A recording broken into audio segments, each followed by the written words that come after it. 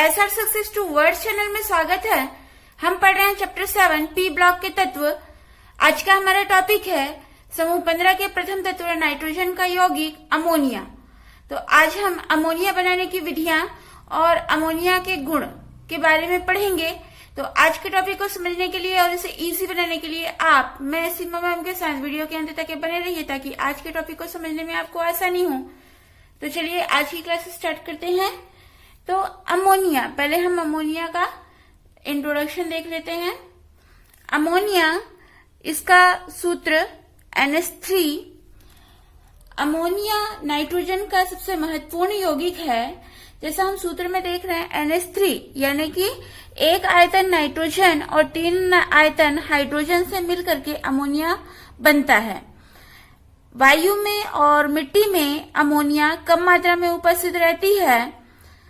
यहाँ पर नाइट्रोजन युक्त कार्बनिक यौगिक यूरिया के विघटन से बनती है। जैसा कि हमें समीकरण में प्रदर्शित है, ये NH2CO NH2 यूरिया का सूत्र है।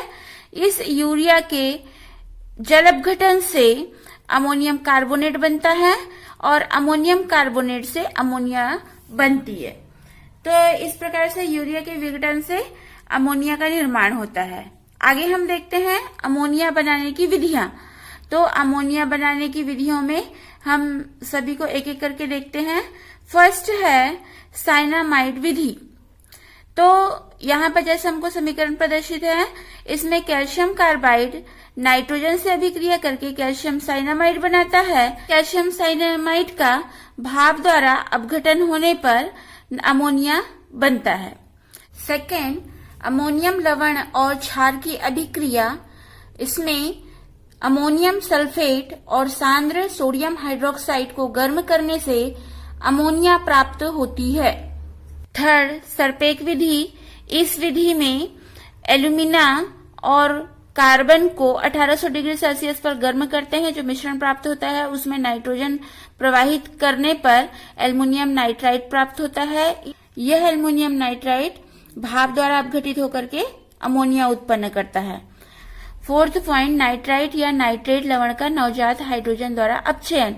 यहाँ पर नवजात हाइड्रोजन का प्रयोग किया गया है। नवजात हाइड्रोजन जिंक और सोडियम हाइड्रोक्साइड की अभिक्रिया से नवजात हाइड्रोजन तैयार किया जाता है।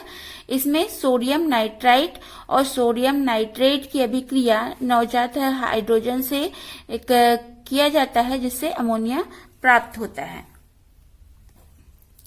यहाँ पर ये ध्यान रखेंगे, अमोनिया NH3 को कहा जाता है और अमोनियम NH4 को कहा जाता है। फिफ्थ है प्रयोगशाला विधि।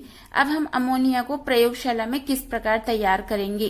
तो यहाँ पर हमें अमोनिया बनाने की प्रयोगशाला विधि का चित्र प्रदर्शित है। तो इसमें हम प्रयोगशाला में यहाँ पर कठोर कांच का एक गोल पेंदे का फ्लास्क लेंगे।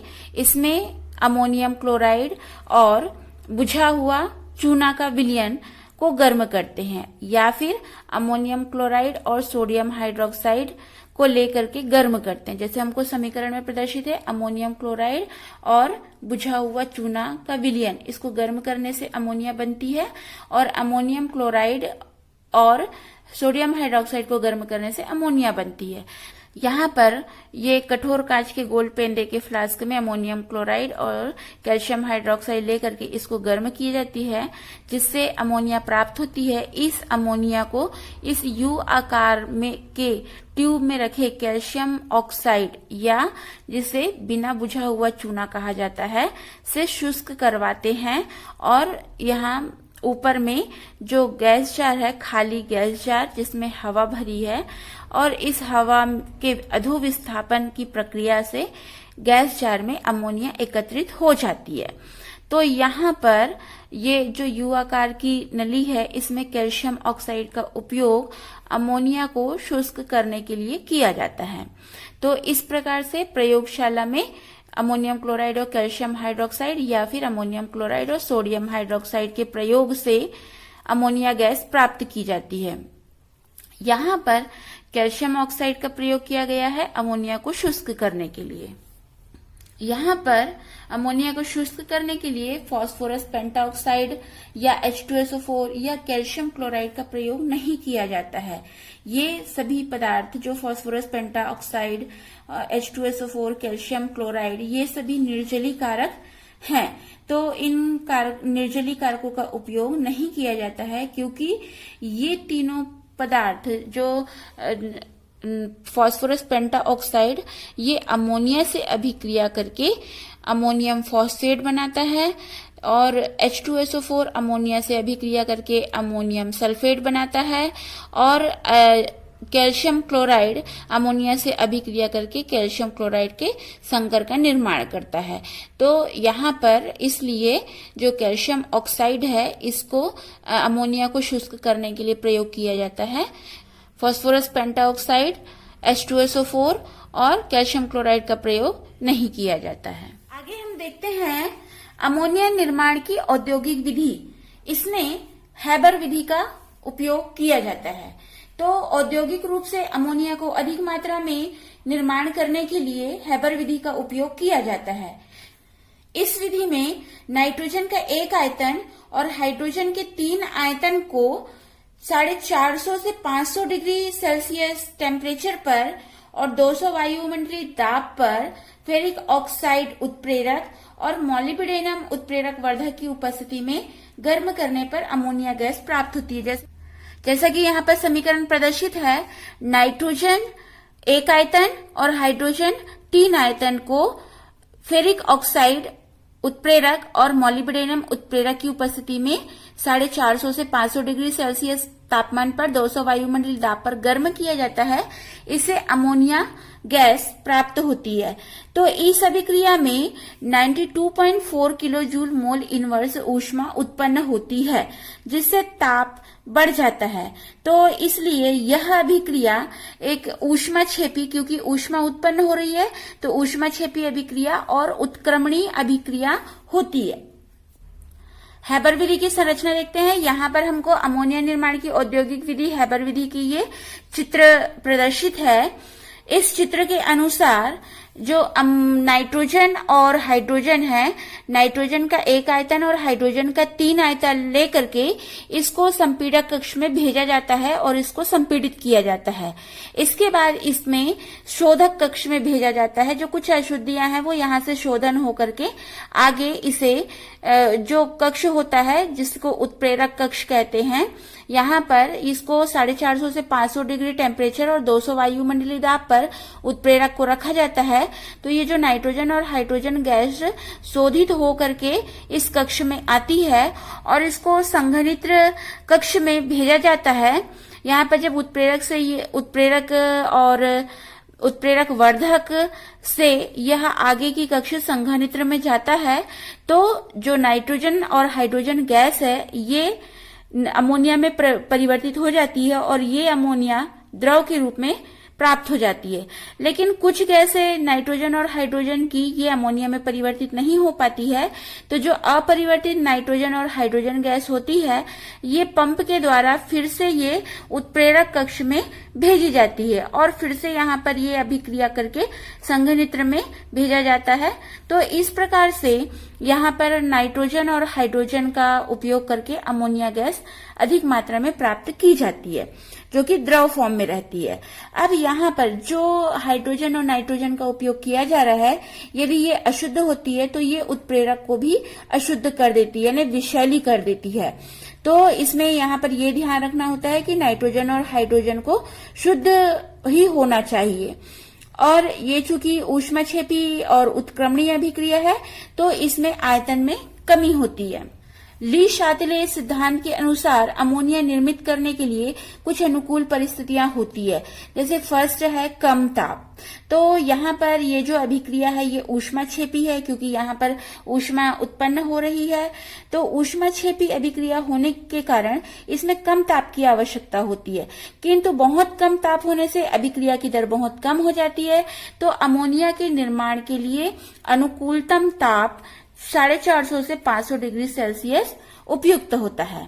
सेकंड है उच्च दाब। चूंकि जो अभिक्रिया हो रही है इसमें गैसों के आयतन में कमी होती है, तो अमोनिया उत्पादन में उच्च दाब की आवश्यकता होती है। तो इस अभिक्रिया के लिए अनुकूलतम दाब 200 वायुमंडलीय दाब है। थर्ड है उत्प्रेरक। तो अभिक्रिया की दर यहाँ पर 450 से 500 डिग्री सेल्सियस टेम्परेचर पर होती है, लेकिन इस टेम्परेचर पर भी अभिक्रिया धीमी होती है यदि उत्प्रेरक की उपस्थिति ना हो। तो उत्प्रेरक की उपस्थिति फेरिक ऑक्साइड उत्प्रेरक और मॉलिब्डेनम उत्प्रेरक वर्धक का उपयोग करके इस अभिक्रिया को किया जाता है, जिससे उपयुक्त अभिक्रिया ठीक तरीके से हो और अमोनिया प्राप्त हो। यानी कि यह बातें यह बता रही है कि जो ली-शातली के सिद्धांत के अनुसार इस क्रिया में कम ताप और अधिक दाब का होना आवश्यक है, क्योंकि ये ऊष्माक्षेपी अभिक्रिया है और अभिक्रिया में अभिकारकों के आयतन में कमी होती है। अभिकारक नाइट्रोजन हाइड्रोजन है, तो अभिक्रिया होती है तो नाइट्रोजन और हाइड्रोजन के आयतन में कमी होती है, तो अधिक मात्रा में अमोनिया प्राप्त करने के लिए उच्च दाब आवश्यक होता है। आगे हम देखते हैं अमोनिया के गुण, जिसमें फर्स्ट देखते हैं भौतिक गुण। तो फर्स्ट है अमोनिया रंगहीन तीखी गंध वाली गैस है, इसकी वाष्प से आंसू आ जाते हैं। मतलब कि यह जब प्रयोग किया जाता है तो हम देखते हैं कि ये रंगहीन, मतलब इसमें कोई रंग नहीं होता है और इसकी गंध बहुत तीखी होती है। सेकंड है ये वायु से हल्की होती है, क्योंकि इसका घनत्व 0.68 ग्राम पर घन सेंटीमीटर होता है। थर्ड कि जल में अत्यधिक विलेय होती है। जलीय विलयन क्षारी होता है, मतलब जल में यदि इसको अमोनिया को घोला जाए तो अधिक मात्रा में विलेय हो जाती है, और यदि इसको जलीय विलयन तैयार किया जाए तो अमोनिया का जलीय विलयन अमोनियम हाइड्रोक्साइड कहलाता है।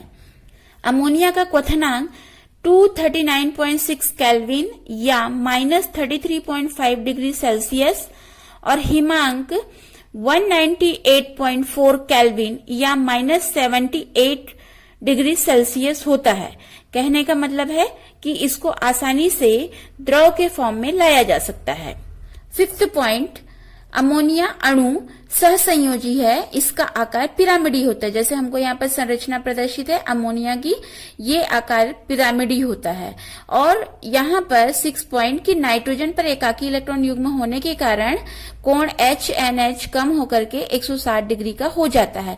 यहाँ पर नाइट्रोजन के पास एक एकाकी इलेक्ट्रॉन युग्म उपस्थित होता है, जिसकी वजह से जो H और यहाँ पर N केंद्रीय परमाणु रहेगा और H, तो इनके बीच का कोण 160 डिग्री का हो जाता है। और अमोनिया में हाइड्रोजन बंद होने के कारण ये संगुणित होते हैं। इस तरीके से हमने अमोनिया के भौतिक गुणों को देखा कि यह रंगहीन तीखी गंध वाली गैस होती है, वायु से हल्की होती है, जल में अत्यधिक विलेय होती है, अमोनिया को आसानी से द्रव फॉर्म में लाया जा सकता है, अमोनिया अणु सहसंयोजी होती है और ये इसमें केंद्रीय परमाणु नाइट्रोजन के पास एकाकी इलेक्ट्रॉन युग्म होता है और ये हाइड्रोजन बंध बनाती है, जिसके कारण ये संगुणित होते हैं। अमोनिया के रासायनिक गुण। फर्स्ट, विलायक के रूप में जो द्रव अमोनिया होता है ये एक विलायक का कार्य करता है। यह क्षार धातुओं और क्षारीय मृदा धातुओं को विलय करके नीला विलयन देता है।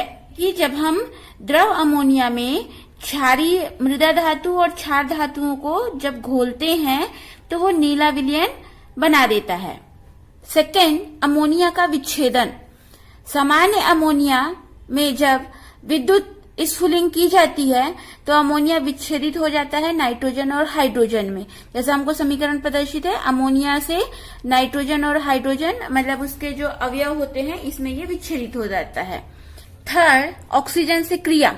अमोनिया प्लेटिनम तार की उपस्थिति में 500 केल्विन टेम्परेचर और 9 वायुमंडलीय दाब पर जब ऑक्सीजन से क्रिया करती है तो नाइट्रिक ऑक्साइड का निर्माण करती है। अमोनिया ना तो स्वयं जलती है ना ही जलने में सहायक होती है, लेकिन जब अमोनिया को ऑक्सीजन की उपस्थिति में जलाया जाता है तो ये पीली लौ के साथ जलती है और नाइट्रोजन गैस मुक्त होती है। फोर्थ, हैलोजन से क्रिया। यहाँ हमको समीकरण में क्लोरीन और आयोडीन की सांद्रता के अनुसार दो प्रकार से अभिक्रिया प्रदर्शित हो रही है। तो यहाँ पर जैसे हम देख रहे हैं, जब क्लोरीन की मात्रा कम और अमोनिया की मात्रा अधिक होती है तो ये नाइट्रोजन और अमोनियम क्लोराइड बनाती है, और जब क्लोरीन की मात्रा अधिक और अमोनिया की मात्रा कम होती है तो ये NCl3 का निर्माण करती है, जो NCl3 यानी कि नाइट्रोजन ट्राइक्लोराइड, जो कि विस्फोटक होता है। आयोडीन के साथ में अमोनिया की अभिक्रिया, दो अभिक्रियाएं साथ साथ होती है। इसमें एक नाइट्रोजन ट्राइआयोडाइड बनाता है और दूसरी अभिक्रिया में ये काला योगात्मक यौगिक बनाता है, और ये दोनों यौगिक ही प्रबल विस्फोटक होते हैं। फिफ्थ, धातुओं से क्रिया। अमोनिया गर्म धातु से अभिक्रिया करके सोडामाइड बनाती है। 6 पॉइंट है धातु ऑक्साइडों से क्रिया। तो जो लेड, कॉपर, आयरन आदि के गर्म ऑक्साइड होते हैं, जब उस पर अमोनिया गैस प्रवाहित की जाती है तो जो धातु के ऑक्साइड होते हैं उनका अपचयन होता है। जैसे कि हमको यहाँ पर समीकरण प्रदर्शित है कि लेड ऑक्साइड और कॉपर ऑक्साइड की जब अमोनिया से अभिक्रिया होती है तो लेड और कॉपर पृथक हो जाते हैं, नाइट्रोजन गैस मुक्त होती है। यहाँ पर अमोनिया एक प्रबल अपचायक है। 7 पॉइंट, जल के साथ क्रिया। अमोनिया जल के साथ अभिक्रिया करके क्षारीय विलयन यानी अमोनियम हाइड्रोक्साइड का निर्माण करती है। ये अमोनियम हाइड्रोक्साइड अम्ल के साथ अभिक्रिया करके अमोनियम क्लोराइड यानी कि लवण का निर्माण करती है। 8 पॉइंट, धातु लवण से क्रिया। यहाँ पर हम देख रहे हैं कि अमोनिया का जलीय विलयन यानी अमोनियम हाइड्रोक्साइड की FeCl3 से क्रिया होने पर ये आयरन हाइड्रोक्साइड और यहाँ एल्युमिनियम क्लोराइड की अमोनियम हाइड्रोक्साइड से अभिक्रिया होने पर एल्युमिनियम हाइड्रोक्साइड का निर्माण करता है। यानी कि जो अमोनिया का जलीय विलयन होता है अमोनियम हाइड्रोक्साइड, ये धातु लवण के साथ अभिक्रिया करके हाइड्रोक्साइड का निर्माण करते हैं। 9 पॉइंट है संकर निर्माण। चूंकि अमोनिया के केंद्रीय परमाणु नाइट्रोजन के पास एकाकी इलेक्ट्रॉन युग्म उपस्थित रहता है, तो ये एकाकी इलेक्ट्रॉन उपस्थित होने के कारण ये लुईस क्षार की भांति व्यवहार करता है, और ये नाइट्रोजन आसानी से अपने इलेक्ट्रॉनों को, एकाकी इलेक्ट्रॉन युग्म को डी ब्लॉक के तत्वों को ये दे करके संकर यौगिक का निर्माण करते हैं। तो यहाँ पर जैसे हम देख रहे हैं कि जिंक सल्फेट की अभिक्रिया अमोनियम हाइड्रोक्साइड से होने पर यह टेट्राएमीन जिंक 2 सल्फेट का निर्माण करती है। 10 पॉइंट, कार्बन डाइऑक्साइड से क्रिया। अमोनिया की 453 से 473 केल्विन और 220 वायुमंडलीय दाब पर कार्बन डाइऑक्साइड गैस से अभिक्रिया होने पर अमोनियम कार्बोनेट बनता है, और इस अमोनियम कार्बोनेट को गर्म करने पर यूरिया का निर्माण होता है। यह यूरिया धीरे धीरे जल अपघटित होकर के ये अमोनिया का निर्माण करती है। यूरिया का उपयोग उर्वरक के रूप में किया जाता है। इसमें नाइट्रोजन की बहुत अधिक मात्रा लगभग 46.66% होती है। आगे हम देखते हैं अमोनिया का उपयोग। अमोनिया का उपयोग जैसे हम अभी देख रहे हैं, यहाँ पर ये विस्फोटक का निर्माण करने, सोडामाइड का निर्माण करने में, और टेट्राएमीन जिंक 2 सल्फेट यानी कि एक संकर यौगिक निर्माण करने में, यूरिया के निर्माण करने में, इस तरीके से अमोनिया का उपयोग किया जाता है। तो फिर भी हम इसको और पॉइंट वाइज देख लेते हैं। फर्स्ट है विलायक के रूप में। हमने यहाँ पर पढ़ा कि विलायक के रूप में इसका उपयोग किया जाता है। तो जो द्रव अमोनिया का उपयोग है इसको विलायक के रूप में किया जाता है, और ये जैसे जल जो है स्वयं आयनित हो जाता है, मतलब H2O जो है H+ और OH- में आयनित हो जाता है, उसी प्रकार से अमोनिया भी स्व आयनित है। और अमोनिया में कई ध्रुवीय यौगिक विलेय होते हैं।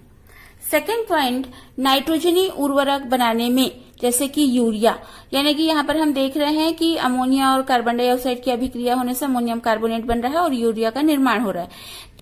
यहाँ पर अमोनिया का उपयोग नाइट्रोजनी उर्वरक बनाने जैसे यूरिया और भी अन्य उर्वरक जैसे अमोनियम सल्फेट, अमोनियम नाइट्रेट आदि को बनाने में किया जाता है।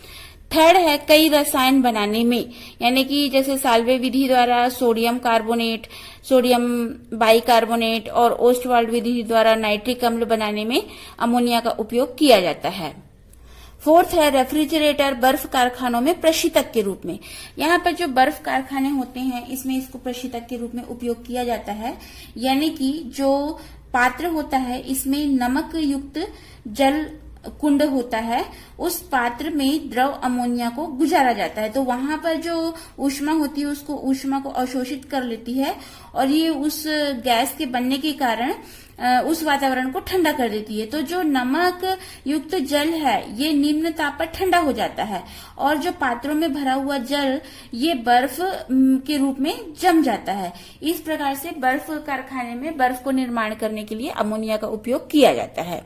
फिफ्थ है अश्रु गैस के रूप में। जैसे हमने अभी भौतिक गुण पढ़े उसमें हमने देखा कि ये रंगहीन और तीक्ष्ण गंध वाली गैस होती है और इसकी वाष्प से आंसू निकलने लगते हैं।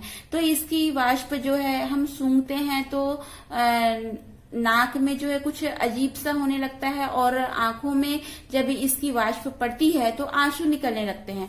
तो जो युद्ध के क्षेत्र होते हैं या दंगे होते हैं तो उसमें भीड़ लग जाती है, तो उसको तितर बितर करने के लिए ये अमोनिया का उपयोग अश्रु गैस के रूप में किया जाता है।